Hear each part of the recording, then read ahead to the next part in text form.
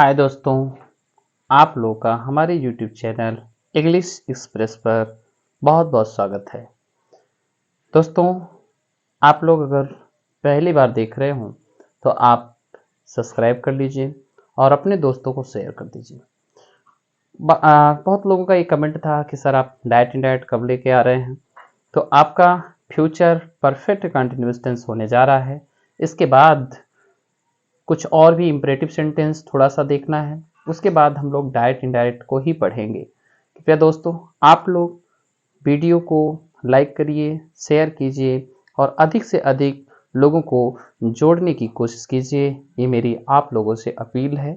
चलिए आइए दोस्तों, बिना टाइम वेस्ट किए हुए हम बात करते हैं future perfect continuous tense. Future perfect continuous tense, future perfect continuous tense, future perfect continuous tense. इसकी पहचान क्या होती है? पहचान है जब वाक्य के अंत में रहा होगा, रहा होगा, रही होगी, रहे होंगे, रहे होंगे, रही होगी ऑलरेडी हो चुका है, रहा होगा, रहा होगा, आए, आदि, आए, तथा, तथा, साथ में, साथ में,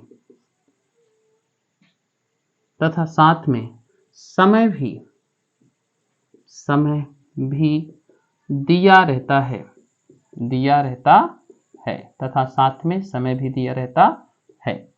आइए दोस्तों हम लोग बात करते हैं अफर्मेटिव सेंटेंस का। इसका अफर्मेटिव क्या है, जिसे हम साधारण वाक्य कहते हैं, साधारण वाक्य कहते हैं, साधारण वाक्य। सबसे पहले हमें सब्जेक्ट लिखना होता है, उसके बाद HV, यहां पर हेल्पिंग वर्ब के रूप में will have been oblique shall have been, shall have been का प्रयोग करते हैं। उसके बाद मुख्य क्रिया का ING फॉर्म लगा करके ऑब्जेक्ट का प्रयोग किया जाता है। फिर सिंस ऑब्लिक फॉर क्या लिखते हैं, सिंस या फॉर लिखते हैं और प्लस यहीं पर ही राइट कर देते हैं, टाइम फ्रेज राइट करेंगे दोस्तों। आइए दोस्तों एग्जांपल लेते हैं। पुजारी 2 घंटे से, पुजारी 2 घंटे से मंदिर में पूजा कर रहा होगा। यहां पर सबसे पहले हमको क्या करना है, सब्जेक्ट। सब्जेक्ट कौन होता है? सब्जेक्ट को हिंदी में कहते हैं कर्ता। क्या कहते हैं इसे? सब्जेक्ट को हिंदी में कहते हैं कर्ता। कर्ता का मतलब जो काम को करे उसे क्या बोलते हैं? कर्ता बोलते हैं। उसे क्या कहते हैं? कर्ता कहते हैं। तो यहाँ कर्ता क्या है? पूजा करने का काम कौन कर रहा है? पुजारी। तो यहाँ पर राइट करेंगे the priest, PRIEST, the priest. जैसा कि बताया गया है कि आई और वी के साथ शैल का प्रयोग होता है, ठीक वही बात आई और वी के साथ शैल हैव बीन, शेष कर्ताओं के साथ विल हैव बीन का प्रयोग होगा। तो यहाँ पर हम यूज करेंगे विल हैव बीन। किसका यूज करेंगे? Will have been. उसका मुख्य क्रिया का ING फॉर्म। मुख्य क्रिया क्या है? वर्शिप। क्या है? वर्शिप। तो आपको क्या करना है, अंतिम अक्षर के पहले, लास्ट लेटर के पहले यदि कोई सिंगल वॉवेल होता है तो अंतिम अक्षर को रिपीट करके, अंतिम लेटर को रिपीट करके ING लगाते हैं। The priest will have been worshipping in the temple. कहाँ? मंदिर में। तो इन द टेम्पल। अब उसके बाद आ जाता है आपका सिंस या फॉर का जिक्र। 2 घंटे एक अनिश्चित समय है, जैसा कि ऑलरेडी ये 2 घंटे या निश्चित अनिश्चित के बारे में हम प्रेजेंट परफेक्ट कंटीन्यूअस टेंस में इसका जिक्र कर चुके हैं, वीडियो पड़े हैं, आप जाकर वहां देखिए और क्लियर कर लीजिए। तो यहाँ पर निश्चित समय के लिए हम किसका यूज करेंगे, सिंस का प्रयोग, अनिश्चित समय के लिए फार का प्रयोग करेंगे। 2 घंटे अनिश्चित समय है, इसलिए यहाँ पर हम फार का यूज करेंगे, फॉर 2 आवर्स, HOURS। दोस्तों ध्यान रखना है, इसको ओवर्स ही पढ़ेंगे, इसे हॉवर्स नहीं पढ़ेंगे। तो दोस्तों उम्मीद है आप लोग को समझ में आ रहा होगा। थोड़ा हम साइड में हो जाते हैं, स्क्रीनशॉट लीजिए।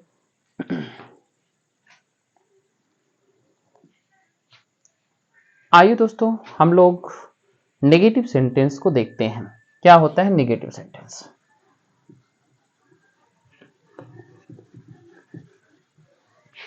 दोस्तों आप लोग वीडियो को स्किप करके ना देखें, बल्कि अच्छे ढंग से आप देखते चलें। ये एक एजुकेशनल चैनल है जो हमेशा आपको फायदा ही देगा, आपको कभी नुकसान नहीं देगा, जैसा कि आप जानते हैं, आप लोग समझदार हैं। आइए हम लोग बात करते हैं negative sentence. Negative sentence, negative sentence को हम बोलते हैं हिंदी में नकारात्मक वाक्य या निषेधात्मक वाक्य। कैसा वाक्य ये? नकारात्मक वाक्य, या इसे हम निषेधात्मक वाक्य भी कहते हैं।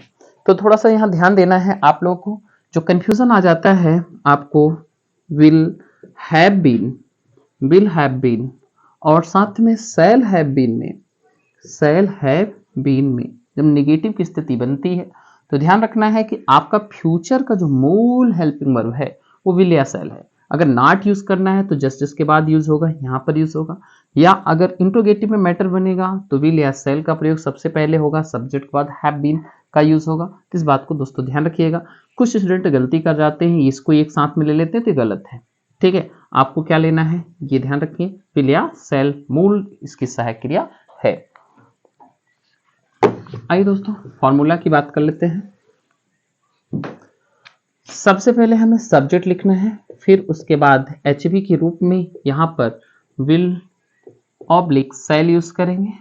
उसके बाद हम नॉट का प्रयोग करेंगे, फिर हैव बीन आएगा, हैव बीन, और फिर मुख्य क्रिया का आईएनजी फॉर्म, और उसके बाद हमें ऑब्जेक्ट यूज करना है। फिर आगे चल करके हमें सिंस या फॉर यूज करके हमें टाइम यूज कर लेना है, टाइम फ्रेज लिख लेना है।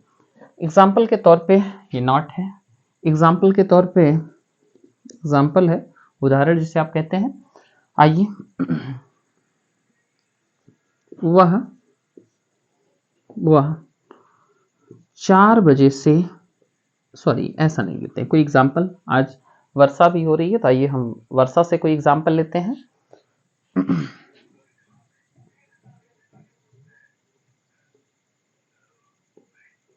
यहां लेते हैं 4 बजे से, 4 बजे से वर्षा नहीं हो रही होगी, रही होगी। ये कैसा है? आपका नेगेटिव सेंटेंस है, रही होगी, साथ में यहां समय दिया है। ध्यान रखना है दोस्तों, वर्षा होना ऋतु है, मौसम है, जलवायु है, दिन है, ठीक है, समय है, इसके लिए हमें सब्जेक्ट के रूप में इट का यूज करना होता है। इट एक इंट्रोडक्टरी सब्जेक्ट है, जैसे देयर इंट्रोडक्टरी सब्जेक्ट होता है, वैसे इट एक इंट्रोडक्टरी सब्जेक्ट है। इसके लिए एक अलग से टॉपिक आपको दिया जाएगा, इंट्रोडक्टरी सब्जेक्ट क्या होता है, इंचुएटिंग वर्ब्स क्या होते हैं, तो आपको जानकारी प्रोवाइड की जाएगी, लेकिन अभी नहीं, वेट करना चाहिए। ठीक है, ओके। यहाँ पर हमें क्या करना है, सबसे पहले हमें इट लगाना है।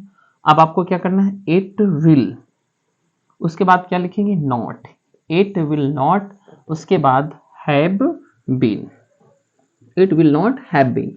अब यहाँ पर हम रेन वर्ब के रूप में इस्तेमाल करेंगे, जो हम आईएनजी फॉर्म में यूज करेंगे। It will not have been raining, उसके बाद 4 बजे एक निश्चित समय एग्जैक्ट टाइम है, तो यहाँ पर हम यूज करेंगे सिंस, और फिर आ जाएगा आपका 4, फिर ओ क्लॉक, CLOCK। दोस्तों एक एग्जाम्पल ही हो गया। आइए हम लोग दूसरा एग्जाम्पल लेते हैं। दूसरा, शरिता सुबह से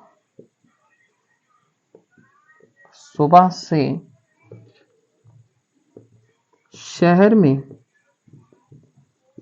में नहीं घूम रही होगी,